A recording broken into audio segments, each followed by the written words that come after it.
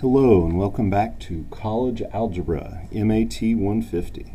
In this lecture we will be discussing the library of functions. So we've previously discussed when you're graphing a function, we call it f, what we're really doing is looking at the all of the solution points. So a point given by a x, y coordinate. So remember, if you plug in an x for a function, you get out y. So you can really think about the coordinates for a function as x, f of x. Again, because x, y is normally how we think about points, but instead of y, we replace it with f of x for functions. So, and then we've also talked about range briefly, but range is basically the set of all outputs, y outputs. So we can check the range by seeing how far down the function goes to how far up the function goes. So, and before we actually get into some heavy-duty graphing, what we need to talk about are base graphs. And the base graphs are what comprise our library of functions. And we want to look at some base points with each base graph. And in these examples here, we will actually be talking about the ranges as well to get an initial idea of what range the ranges are. So the first base graph we're going to be looking at is just the line y equals x, or b of x equals x. And by the way, we're calling them b of x to indicate b for base function. Again, we can name the functions whatever we want, but we'll do that for all of the functions here. So if we have the function b of x equals x, so, and just like with a lot of cases, we're going to have 0, 0, and 1, 1 as base points. And we're also going to have negative 1, negative 1. I'll try to be in a good habit of labeling all the points that aren't on a line or in the center. And it's just a straight line. All right, I'm going to put arrows to indicate it goes on forever. And this is the graph, so usually put the name of the function b, or you can put b of x, either way. And the range of b, so we ask how far down along the y-axis does this function go? Well, it points down, so we have an arrow that points down, goes down forever, and so negative infinity. So again, we go from negative to positive, the most negative to most positive. So it starts at negative infinity, and how far up does it go? Well, we got an arrow pointing up, so it goes on forever. Remember that infinities get parentheses. All right. The next function we're going to look at is b of x equals x squared. So the base points for this are 0, 0.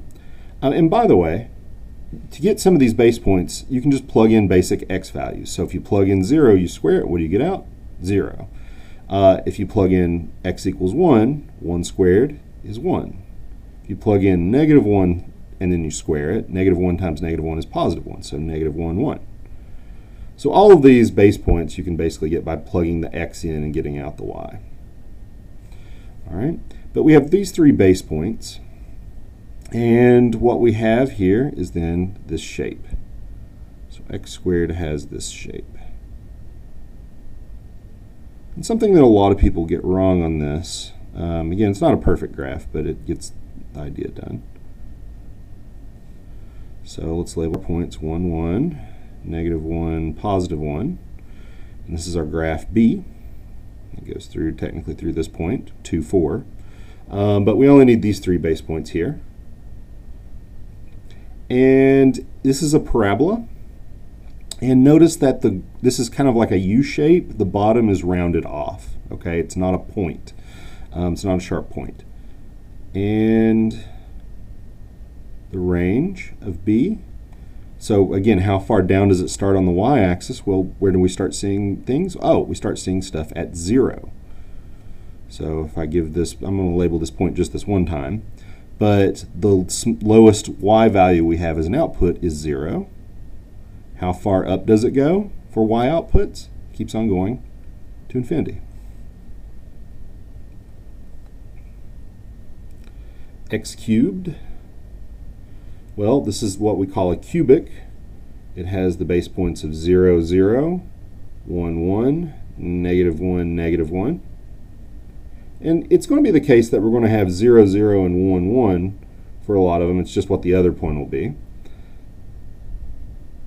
And it looks like this. And in fact, what the first half looks like is just a slightly steeper x squared.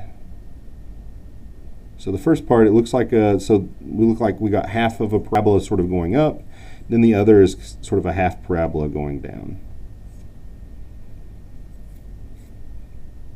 All right. Let's emphasize those base points. We're going to call this the graph B. And what is the range? Well, how far down does it go? It goes from negative infinity. How far up does it go? It goes to infinity. All right. This next one, we're going to give 3 base points. And so if you square root, so we're looking at the square root, and it kind of looks like a half parabola turned on its side. And this is really no coincidence, given what we'll talk about later in the semester. But if you plug in 0, you square root it, you get out 0. Square root of 1 is also 1. So we have these 2 basic base points again. And to be clear again, I don't label anything on the line, but especially since we have the grid here, but it is really a really good idea to label the any point that's not either on not on one of the axes. And then further, if we plug in 4, square root of 4 is 2. So we get another base point. You don't have to have this one, but it is sometimes it could help in certain situations. Okay, this is the graph of B. And what is the range of B? How far down does it start? Again, the lowest point on the lowest point has a y-coordinate of 0. How far up does it go? Well, we see this arrow, and even though it mostly points to the side, it is still pointing up, and it goes on forever. So 0, which it touches, again, that's why you get a bracket here. If it gets really close but doesn't touch, it gets parentheses. But 0 up to infinity.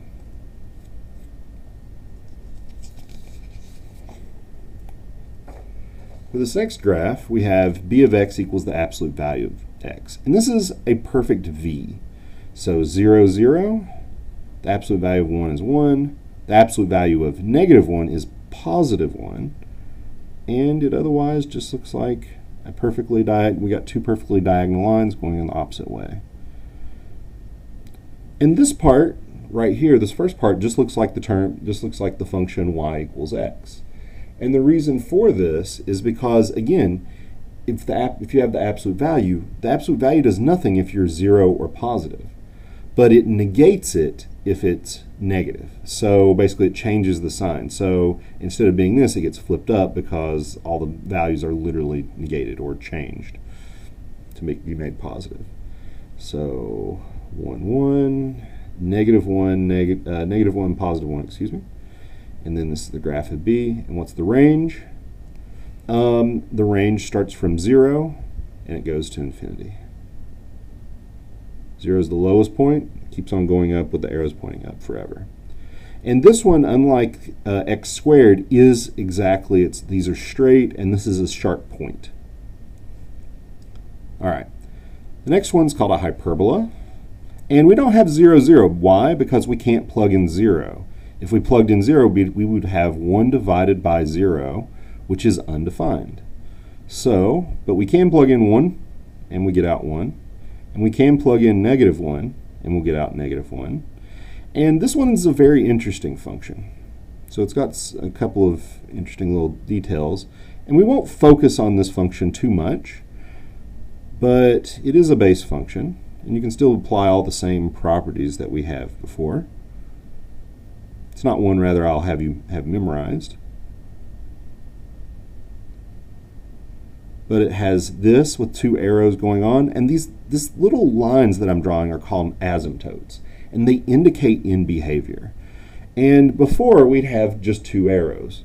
But in this case, the in behavior is just where the arrows point. And these little dotted dashed lines indicate where, so here we have 1, 2, 3, 4. These dashed lines indicate where the arrows sort of point to or where they go to. So they indicate in behavior. And we just have these 2 base points. So call this the graph of B. And the range here, again, how far down to how far up, it's kind of interesting. So we start out, again, we're looking at the y values, negative infinity because we have an arrow pointing down, but then it goes up and it gets really close to 0. That's where this y equals 0, where this dashed line is horizontally. But it never touches it. It gets really, really close to it, as close as we want, hence the parenthesis. So we can get like negative 0.1, negative 0.01, so on and so forth, as close as we want to 0, but not touching it. And then on the other side, so we never touch it, but then on the other side, we get as close as we want from that side. So 0.1, 0.001, etc. And then it continues, so from this side, then it continues going up forever.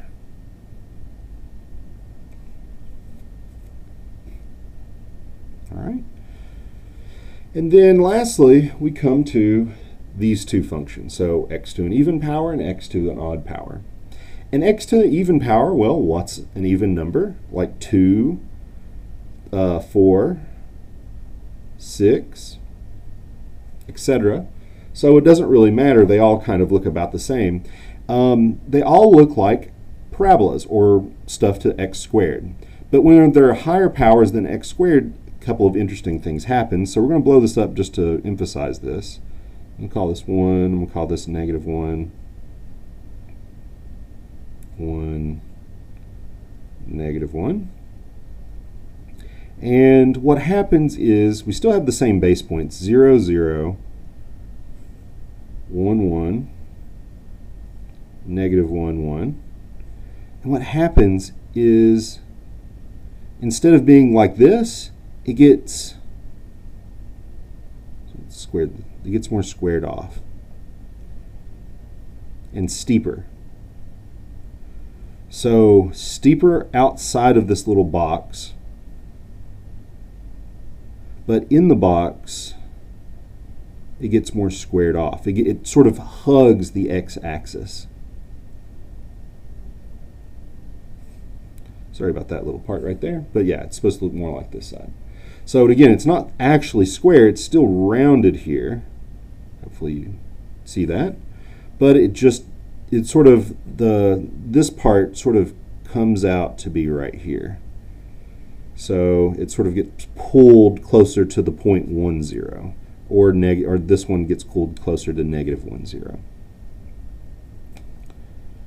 But we still have the same 3 base points. But again, it looks a lot like x squared in the general sense, but if you zoom in, it's a lot more squared off, and then outside it's steeper. Similarly with odds, they look a lot like x cubed, but we're looking at higher powers for odds, so x to the 5th, x to the 7th, so on and so forth. Here this can continue going on as well. But we're going to blow this up as well. It's going to be the same idea. 0, 0, 1, 1. Negative 1, negative 1. And it's going to be steeper outside.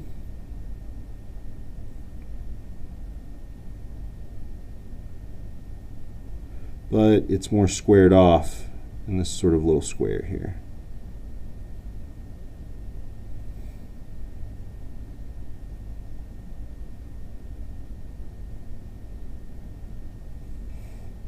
All right. And that concludes, oh yeah, I guess we got to talk about the range. And then the range from here starts from 0, goes to infinity. And the range here goes from negative infinity up to infinity. And of course, we should label our graphs.